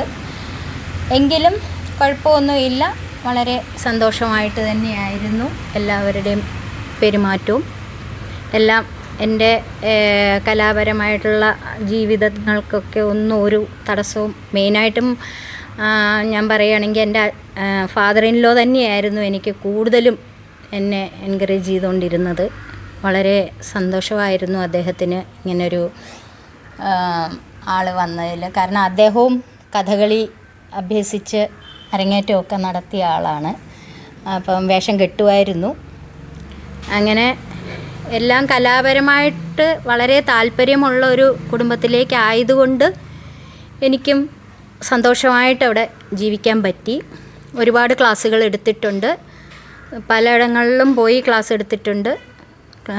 ഇപ്പം നിലവിൽ കുറച്ച് ക്ലാസ്സുകളെന്ന് വെച്ചാൽ ക്ലാസ് എടുക്കാതെ ഇരിക്കുന്ന ഒരു സാഹചര്യമാണ് ഇപ്പം. എങ്കിലും കൈകൊട്ടിക്കളി അങ്ങനെയൊക്കെയുള്ള പരിപാടികളിലും പരിപാടി നടത്താറുണ്ട്. ഡാൻസ് പരിപാടികളൊക്കെ ആണെങ്കിലും ഞങ്ങളെല്ലാവരും കൂടി നടത്താറുണ്ട്. അങ്ങനെയൊക്കെ കുഴപ്പമൊന്നുമില്ല, സന്തോഷമായിട്ട് പോകുന്നു. പിന്നെ പറയാനുള്ളത് എന്താണെന്ന് വെച്ച് കഴിഞ്ഞാൽ, എൻ്റെ മൂത്ത മകൻ വേളി കഴിച്ചിരിക്കുന്നത് മാർഗി സതി എന്ന് പറയുന്ന എൻ്റെ പ്രിയ കൂട്ടുകാരിയുടെ മകളെയാണ്. രേവതി സുബ്രഹ്മണ്യൻ എന്നാണ് അവളുടെ പേര്. അവളും പിന്നെ ഇതുപോലെ നങ്ങ്യാറൂത്തും ഒക്കെയുള്ള ഒരു കലാകാരി തന്നെയാണ്. മോൻ ഇടയ്ക്ക വായിക്കും. അപ്പം അവർ രണ്ടുപേരും അങ്ങനെ പരിപാടികൾക്കൊക്കെ പോവാറുണ്ട്. അതും നമുക്ക് സന്തോഷമായിട്ട് തന്നെ ഉള്ളൊരു കാര്യമാണ്. പിന്നെ എൻ്റെ ഇളയ മോൻ്റെ കാര്യം പറഞ്ഞു കഴിഞ്ഞാൽ, കല്യാണം കഴിഞ്ഞിട്ടില്ല അവൻ്റെ, എങ്കിലും അവൻ ഞങ്ങളുടെ കൂടെ ഉണ്ട്, സന്തോഷമായിട്ട് ഇരിക്കുന്നു. അവന് പാട്ട് എഴുതും, പാട്ട് പാടും, കമ്പോസ് ചെയ്യും. അങ്ങനെയൊക്കെ ആയിട്ട് ഹാപ്പി ആയിട്ട് ഞങ്ങളിങ്ങനെ മുന്നോട്ട് പോകുന്നു. പിന്നെ ഹസ്ബൻഡിൻ്റെ കാര്യം ഞാൻ പറഞ്ഞല്ലോ, കഥകളിയാണ്, കഥകളി നടനാണ്. അത് മാത്രമല്ല പൂജയ്ക്ക് പോവും. മാധവൻ നമ്പൂതിരി, ഞാൻ പറഞ്ഞായിരുന്നു, കലാമണ്ഡലം മാധവൻ നമ്പൂതിരി എന്നാണ് പേര്. പിന്നെ ഇത് മാത്രമല്ല, കാറ്ററിംഗ് ഉണ്ടായിരുന്നു ഞങ്ങൾക്ക്, കാറ്ററിംഗ് സർവീസൊക്കെ ഉണ്ടായിരുന്നു. നന്നായിട്ട് എല്ലാം നടത്തിക്കൊണ്ടിരുന്നതാണ്. ഇപ്പോഴും പൂജയ്ക്കൊക്കെ പോകുന്നുണ്ട്. അങ്ങനെ വലിയ കുഴപ്പമൊന്നും ഇല്ലാതെ സന്തോഷമായിട്ട് മുന്നോട്ട് പോകുന്നു.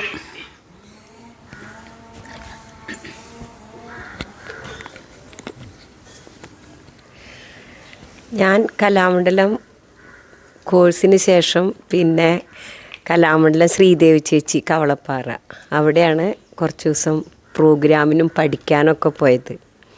പിന്നെ അതിനുശേഷം കുച്ചിപ്പുടി പഠിക്കാൻ കലാമണ്ഡലം ക്ഷേമാവതി ചേച്ചിയുടെ അടുത്ത് പോയി.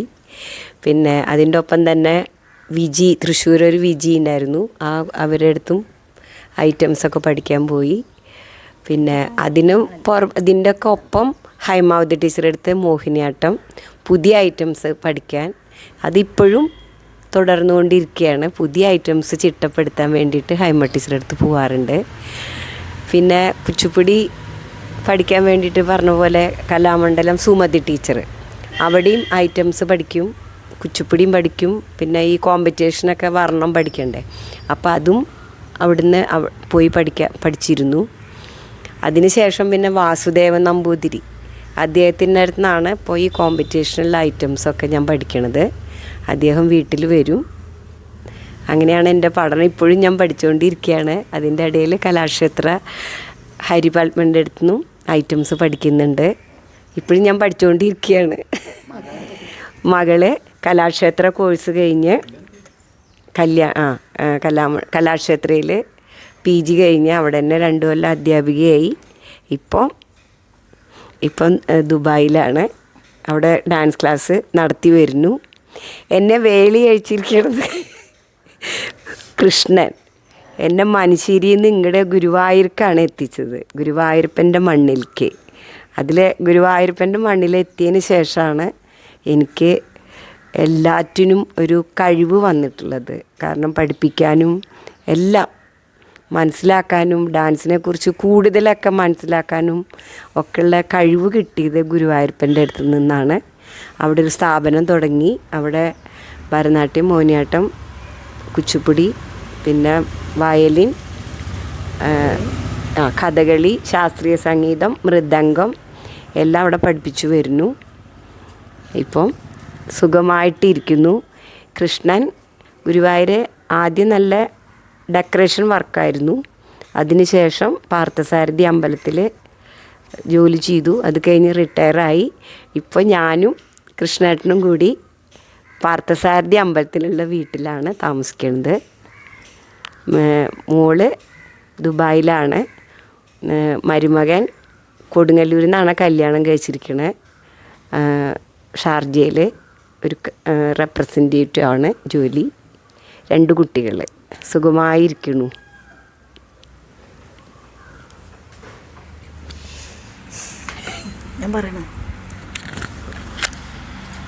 ഞാൻ കലാമണ്ഡലത്തിൽ 89-ലാണ് ചേർന്നത്. 79 85-86-ലാണ് ഞാൻ കോഴ്സ് കഴിഞ്ഞത്. 4 കൊല്ലത്തെ ഡിപ്ലോമ കഴിഞ്ഞ് 1 കൊല്ലം PG, പിന്നെ 2 കൊല്ലം സ്കോളർഷിപ്പ്.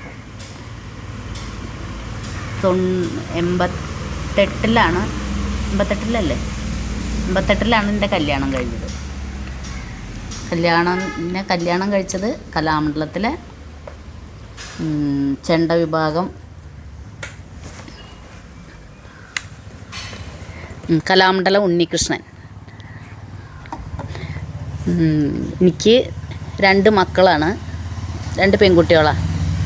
2 ആളും കലാ ഫീൽഡിൽ തന്നെയാണ്. മൂത്താൾ കുച്ചിപ്പുടി, 2ാമത്തെ ആൾ കലാക്ഷേത്രയിൽ ഭരതനാട്യം. 2 ആളുടെയും വിവാഹം കഴിഞ്ഞു. മൂത്താൾ കാനഡയിലാണ്. അവൾക്ക് 2 കുട്ടികൾ, ഒരാണും ഒരു പെണ്ണും. മൂത്താളിപ്പോൾ കുട്ടിയാവാതിരിക്കുന്നു. അല്ല, മൂത്താളല്ല, 2ാമത്തെ ആൾ. കട്ട് ചെയ്തോളൂ കേട്ടോ. പിന്നെ എന്താ പറയുക, താമസിക്കുന്നത് മറന്നുപോയി. മരുമക്കളെ പറ ആദ്യം. 2ാമത്തെ മോളെ പറഞ്ഞു. മൂത്ത മോളെ കല്യാണം കഴിച്ചത് മഞ്ചേരി എന്നാണ്. മരുമകൻ്റെ പേര് ദിനേശ്. പിന്നെ 2ാമത്തെ മരുമകൻ്റെ പേര് അഖിൽ, ഒരു ഇരിഞ്ഞാലക്കുട.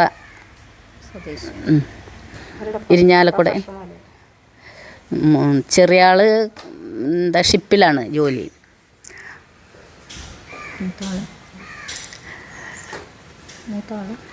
മൂത്താളില്ല. പിന്നെ ഇവിടെ ഡാൻസ് ക്ലാസ് ഉണ്ട്. 35 കൊല്ലമായിട്ട് ഞാൻ ഇവിടെ കൊളത്തൂർ തന്നെയാണ് ഡാൻസ് ക്ലാസ്. അതെപ്പോഴും എടുത്തും കൊണ്ടിരിക്കുന്നുണ്ട്. എല്ലാവരും അവരുടെ കുടുംബവർത്തമാനങ്ങൾ പറഞ്ഞു. പക്ഷെ ചന്ദ്രിക മരുമക്കളുടെ കാര്യങ്ങളൊന്നും പറഞ്ഞില്ല. അത് ശരിയായില്ല അല്ലേ? അതെ, അതുകൂടെ പറയണം. അതെ. പിന്നെ മോൻ ജോലി ചെയ്യുന്നത് ലണ്ടനിലാണ്. ഇവിടുന്ന് പിന്നെ BDS പാസ്സായിട്ടുള്ള കുട്ടീനാണ് കല്യാണം കഴിച്ചത്. ചാലക്കുടിയിൽ നിന്നാണ് കുട്ടി. ഡെന്റിസ്റ്റാണ്. അവർക്ക് 2 പേരും അവിടെ തന്നെ ജോലി ചെയ്യണത് ലണ്ടനിൽ. പിന്നെ മോള് കുവൈറ്റിലുള്ളത്. ഇവിടുന്ന് പാലക്കാട്ടൊക്കെയാണ് കല്യാണം കഴിച്ചു പോയിരിക്കുന്നത്. മരുമകൻ എൻജിനീയർ തന്നെ. 2 പേരും കുവൈറ്റിൽ ജോലി ചെയ്യുന്നു. എല്ലാവരും നന്നായിട്ടിരിക്കുന്നു. കലാമണ്ഡലത്തിൽ മോഹിനിയാട്ടം കലകൾ തുടങ്ങി 30 കാലത്ത് കഴിഞ്ഞ് മോഹിനിയാട്ടം. അക്കാലത്ത് മോഹിനിയാട്ടം പഠിക്കാനൊക്കെ കുട്ടികളെ അന്വേഷിച്ച് നടക്കുകയാണുണ്ടായിരുന്നത്. എന്നിട്ട് തേടി പിടിച്ചാണ് ഇത്ര ആദ്യകാലത്ത്. അതെ അതെ. നിങ്ങൾ കാലത്തൊക്കെ വന്നപ്പോഴേക്ക് ഇന്റർവ്യൂവിന് അത്യാവശ്യം കുറച്ച് കുട്ടികളെ, ഇപ്പം 10 കുട്ടികൾ വന്നാൽ 6 കുട്ടികളെ എടുക്കും. അങ്ങനെ ഒരു ഘട്ടത്തിലേക്കാണ് നിങ്ങളെ, അതായത് 40 കൊല്ലത്തിന് ശേഷം ചോദിച്ചത്. ഇപ്പം 2025 ആയപ്പോൾ പിന്നെയും മാറ്റം വന്നു. അതായത് ഒരു 100 കുട്ടികൾ വന്നാൽ അതിൽ 12 കുട്ടികളെ എടുക്കുക എന്നുള്ളതായി. എന്ന പോലെ തന്നെ കലയിലും അങ്ങനെ തന്നെ ഉണ്ടായിരുന്നു. മോഹിനിയാട്ടം തുടങ്ങിയ കാലത്ത് ഇത്ര അടവുകളില്ല, ഇത്ര മുദ്രകളില്ല, ഐറ്റങ്ങളില്ല, അഭിനയങ്ങളില്ല. അതിൻ്റെ സാങ്കേതിക ജ്ഞാനം വളരെ കുറവാണ്. അപ്പോൾ നിങ്ങൾ വന്ന കാലത്തേക്ക് അതിൻ്റെ ഒരു വ്യത്യാസം ധാരാളം വന്നു. അതായത് 2-3 പടി ഉയർന്നു. കുറേ അടവുകളുണ്ടായി, മുദ്രകളുണ്ടായി, ഐറ്റങ്ങളുണ്ടായി, പഠിക്കാൻ ധാരാളം കുട്ടികളുണ്ടായി. ഇപ്പോൾ 25 ആയപ്പോഴേക്ക് പിന്നെ ധാരാളം വ്യത്യാസങ്ങൾ വന്നു. നമ്മൾ പിന്നെ നാട്യശാസ്ത്രം പോലെ അവിടെ സ്കൂളും ഒക്കെ തുടങ്ങി. അപ്പോൾ ധാരാളം പിന്നെ സൈദ്ധാന്തികമായിട്ട് കുറേ അറിവുകൾ പലരിലൂടെയും വന്നു. എന്ന പോലെ തന്നെ മോഹിനിയാട്ടം അവതരിപ്പിക്കുന്ന വേദികളും ധാരാളം വന്നു. എണ്ണങ്ങൾ അവതരിപ്പിക്കുന്ന കലാകാരികളുടെ എണ്ണങ്ങൾ കൂടി. ഒരുപക്ഷെ കലാകാരന്മാരും കൂടി ധാരാളം ഈ മേഖലയിലേക്ക്. ഞാൻ ചോദിച്ചു വരുന്നത്, അപ്പോൾ അതുകൊണ്ട് നിങ്ങൾ പഠിച്ച കാലത്തേക്ക് മുൻകാലത്ത് 40 കൊല്ലമുണ്ടായിരുമ്പോൾ ഉള്ളൊരു കാഴ്ചപ്പാടെന്നാണല്ലോ നിങ്ങൾക്ക് വന്നത്. അപ്പോൾ നിങ്ങൾ പഠിച്ചിരുന്ന കാലത്ത് നിങ്ങൾ അവതരിപ്പിച്ചിരുന്ന പഠിച്ച ഐറ്റങ്ങളിൽ നിന്ന് ഇപ്പോൾ ഉള്ള ഒരു വ്യത്യാസം, അതുകൊണ്ട് ഏത് തരത്തിലാണ് നമ്മളിപ്പോൾ ഈ നൃത്തത്തിൻ്റെ നിലവാരത്തെ, ശാസ്ത്രീയതയെ, നമ്മുടെ ഒരു കേരളത്തിൻ്റെ തനതായ ഒരു കല എന്നുള്ള നിലയ്ക്ക് ഇപ്പോൾ നൃത്ത വേദികൾ, യുവജനോത്സവങ്ങൾ ധാരാളം അവതരിപ്പിക്കുന്നുണ്ട്. അപ്പോൾ മോഹിനിയാട്ടത്തിൽ നേരത്തെ നിങ്ങൾ പറഞ്ഞപ്പോൾ തന്നെ ഞങ്ങൾ പഠിച്ച പോലെയുള്ള ഐറ്റങ്ങൾ ഇപ്പോൾ പഠിക്കാൻ സാധിക്കുന്നില്ല, അല്ലെങ്കിൽ അത്ര കൊലച്ചിലില്ല എന്നൊക്കെ നേരത്തെ തന്നെ പറയുണ്ടായി. അപ്പോൾ എങ്ങനെയാണ് അതിനെ ഇപ്പോൾ കാണുന്നത്? പുതിയ കലാകാരികളോട് എന്താണ് പറയാനുള്ളത് എന്ന് കൂടി ഒന്ന് പറഞ്ഞാൽ തെറ്റില്ല. അതായത് പഠിപ്പിക്കുന്നതിൽ കൃത്യത വേണം, അവതരിപ്പിക്കുന്നതിൽ കൃത്യത വേണം, നമ്മൾ ആ ശാസ്ത്രീയത വിടരുത് എന്നൊക്കെ. പിന്നെ എന്താണ് നിങ്ങൾ ഉദ്ദേശിക്കുന്നത്? ഇത് പറയണമെന്നല്ല, നിങ്ങൾ ഉദ്ദേശിക്കുന്നത് എന്താണ്? പുതിയ കലാകാരികളോട്, വരുന്ന തലമുറയോട് നമ്മുടെ മോഹിനിയാട്ടത്തെക്കുറിച്ചുള്ള നമുക്കുള്ള അഭിമാനം എത്ര കണ്ട് അവർക്ക് പറയും.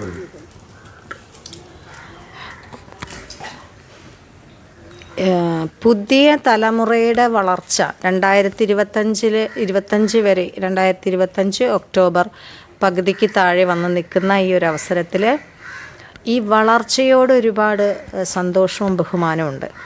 കാരണം ഇത്രയും വളർന്നതിൻ്റെ ഇടക്കാലത്ത് വെച്ചാണ് സത്യം പറഞ്ഞ എന്നെ സംബന്ധിച്ചൊരു ബോധോദയം വന്നത്. കല കൊണ്ടുള്ള ബോധോദയം, അതാദ്യം പറയാം. എന്നിട്ട് യുവതലമുറയുടെ കാര്യം പറയാം.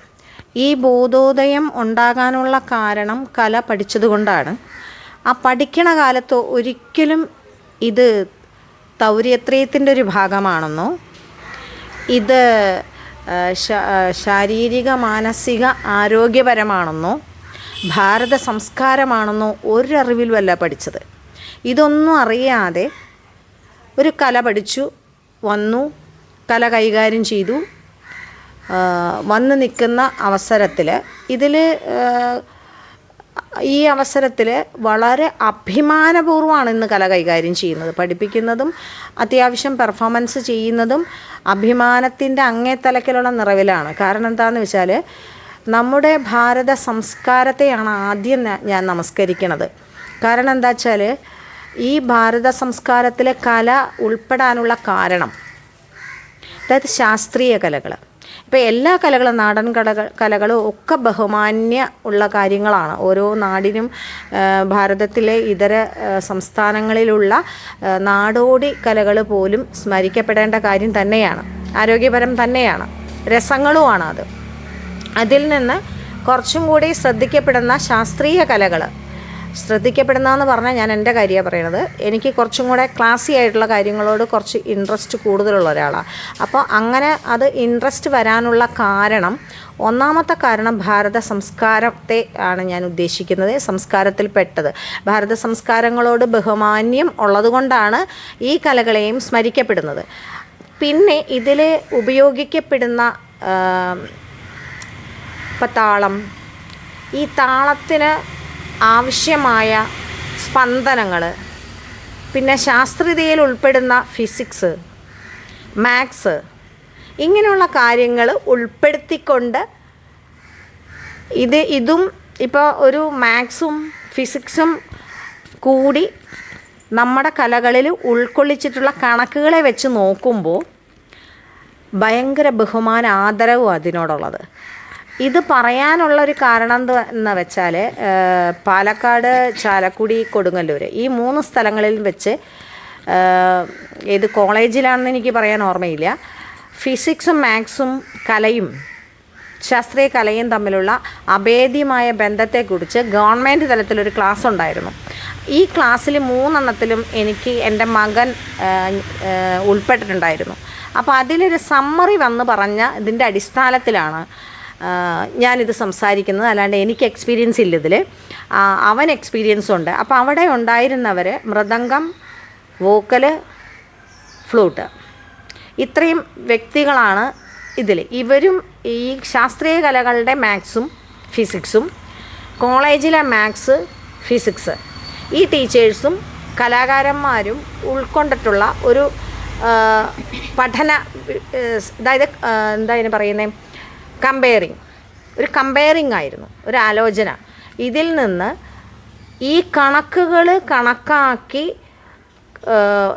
താഴെ കൊണ്ടുവന്ന് അടിവര 2 വരച്ച് കാണിച്ചു കൊടുക്കുന്ന ഒരു സിസ്റ്റമാറ്റിക് ആയിട്ടുള്ളൊരു കാര്യമാണ് ശാസ്ത്രീയ കലകൾ എന്ന് അറിഞ്ഞപ്പോൾ ഈ മാത്സ് ടീച്ചർക്കും ഫിസിക്സ് ടീച്ചർക്കും ഉണ്ടായ അന്താളിപ്പിനെ കുറിച്ചാണ് ഞാൻ പറയുന്നത്. അപ്പോൾ നമ്മളുടെ ഈ സമൂഹം ഈ പ്രകൃതിയുമായി, ലോകവുമായി ബന്ധപ്പെട്ട കാര്യമാണ് നമ്മളിന്ന് കൈകാര്യം ചെയ്തുകൊണ്ടിരിക്കുന്ന ഈ ഭരതനാട്യവും മോഹിനിയാട്ടവും കുച്ചിപ്പുടിയും അല്ലെങ്കിൽ കഥകളിയും അല്ലെങ്കിൽ ചെണ്ടയും മൃദംഗവും വയലിനും അത് എന്ന് വേണ്ട ഭാരതത്തിലുടനീളം ഇന്ന് അങ്ങോട്ടും ഇങ്ങോട്ടും ഉണ്ടായിട്ടുള്ള ഈ കലകളെന്ന് അറിഞ്ഞപ്പോൾ മുതൽ ഇങ്ങോട്ട് ഇതിനോടുള്ളൊരാവേശവും ബഹുമാനവും പറഞ്ഞറിയിക്കാൻ പറ്റാത്തതാണ്. പിന്നെ ഇത് ആരോഗ്യം, അതായത് നമുക്ക് ശാരീരികം, ഇത് യോഗ ബേസിലാണ്. ഭരതനാട്യ അടവുകൾ കംപ്ലീറ്റ് യോഗ ബേസാണ്. അപ്പോൾ അടവുകൾ, പിന്നെ അപ്പം നമ്മൾക്ക് ആരോഗ്യപരമായിട്ട്, ബുദ്ധിപരം, നമ്മുടെ മെമ്മറി വർദ്ധിപ്പിക്കുന്നു. ഇപ്പോൾ സ്കൂൾ വിദ്യാഭ്യാസവും ഇതും തമ്മിൽ നമ്മൾ കമ്പയർ ചെയ്യുകയാണെങ്കിൽ നമുക്ക് ജന്മനാ തന്നിരിക്കുന്ന ഒരു ബുദ്ധി വൈഭവം അല്ലെങ്കിൽ ഒരു മെമ്മറി പവർ നമ്മൾ സ്കൂൾ വിദ്യാഭ്യാസത്തിനോ കോളേജ് വിദ്യാഭ്യാസത്തിനോ ഉപയോഗിക്കേണ്ട ആവശ്യമില്ലെന്നാണ് എനിക്ക് മനസ്സിലായിരിക്കുന്നത്. പക്ഷേ നമ്മൾക്ക് ഈശ്വരൻ തന്നിരിക്കുന്ന അത്രയും മെമ്മറി അതുപോലെ നമ്മൾ കലയിൽ ഉപയോഗിച്ചാൽ മാത്രമേ ഈ പറയുന്ന മാത്സും ഫിസിക്സൊക്കെ നമുക്ക് ഇതിലുണ്ട് എന്നും ഇത് കൈകാര്യം ചെയ്യാനും ഇത് പറഞ്ഞു കൊടുക്കാനും നമുക്ക് മനസ്സിലാകുള്ളൂ. അപ്പോൾ ഇതിൻ്റെ വിലയെക്കുറിച്ചാണ് ഞാൻ പറയുന്നത്. അപ്പോൾ ഇത് ബുദ്ധിപരമല്ലേ? ഇനി ഇത് ഇഷ്ടത്തോടു കൂടിയാണ് ചെയ്യുന്നത്, ഇത് മാനസികമല്ലേ? ഇത് നമ്മൾ മാനസികമായ സന്തോഷത്തോടു കൂടി പറഞ്ഞു കൊടുക്കുകയും വേണം, മാനസികമായ ഇഷ്ടത്തോടു കൂടി ഇത് സ്വീകരിക്കുകയും വേണം. അതായത് ഒരു ഡോക്ടറും ഒരു രോഗിയും തമ്മിലുള്ള ബന്ധം പോലെ, ഡോക്ടർ രോഗത്തെ ചികിത്സിക്കുന്നു, രോഗിയുടെ രോഗം മാറുന്നു. അപ്പോൾ അങ്ങോട്ടും ഇങ്ങോട്ടുള്ള ഡോക്ടറുടെയും പേഷ്യൻറ്റിൻ്റെയും തമ്മിലുള്ള ബന്ധം പോലെ ആണ് എനിക്ക് തോന്നിയിട്ടുള്ളത്. അപ്പോൾ ഇത് ശാരീരികമല്ലേ? ആനന്ദമല്ലേ? ഇങ്ങനെയുള്ളൊരു അവസ്ഥാവിശേഷം ഇങ്ങോട്ട് കുറച്ച് കാലങ്ങളായിട്ടാണ് മനസ്സിലായിട്ടുള്ളത്. അപ്പോൾ ഇതിനോട് ഭയങ്കര ആദരവാണ്. അപ്പോൾ ഇപ്പം വന്ന് നിൽക്കുന്ന ഈ പുരോഗതി, 2025 വന്ന് നിൽക്കുന്ന ഈ പുരോഗതി ഇത്രയും വന്നതുകൊണ്ടാണ് ഇതിനകത്തുള്ള കാര്യങ്ങളെ അത്ര വിശേഷണത്തോടു കൂടി എനിക്ക് സൂചിപ്പിക്കാൻ പറ്റുന്നത്. പിന്നെ അടുത്ത തലമുറ എന്ന് പറഞ്ഞാൽ ഇന്ന് പഴയത് എന്ന് വെച്ചാൽ കാലങ്ങൾ മാറുമ്പോൾ കാര്യങ്ങൾ മാറും, അത് സ്വാഭാവികമായ ഒരു അവസ്ഥാവിശേഷമാണ്. എങ്കിൽ പോലും ഇപ്പോഴത്തെ ഈ ഒരു കല, ഇപ്പോൾ പാട്ടായാലും ഡാൻസായാലും മൃദംഗമായാലും വയലായാലും ചെണ്ടയായാലും എന്തായാലും കൂണ് മുളയ്ക്കുന്ന പോലെയാണ് കലാകാരന്മാരുടെ വളർച്ച വരുന്നത്. വളർച്ച എന്ന് വെച്ചാൽ കലാകാരന്മാരുണ്ടാകുന്നത്. ഇപ്പോൾ പഠിപ്പിക്കാൻ കുട്ടികളില്ല, പക്ഷേ ആശാന്മാരാണ് കൂടുതൽ, അല്ലെങ്കിൽ ടീച്ചേഴ്സ് അവരാണ് കൂടുതൽ. കുട്ടികളേക്കാൾ കൂടുതൽ ഗുരുക്കന്മാരുള്ള കാലഘട്ടമാണ്. അതായത് കലാസ്ഥാപനങ്ങളെ തട്ടിത്തടഞ്ഞ് വേണം നമുക്ക് അങ്ങോട്ടും ഇങ്ങോട്ടൊക്കെ ഒന്ന് പോകാൻ, അതുപോലെ കലാസ്ഥാപനങ്ങളാണ്.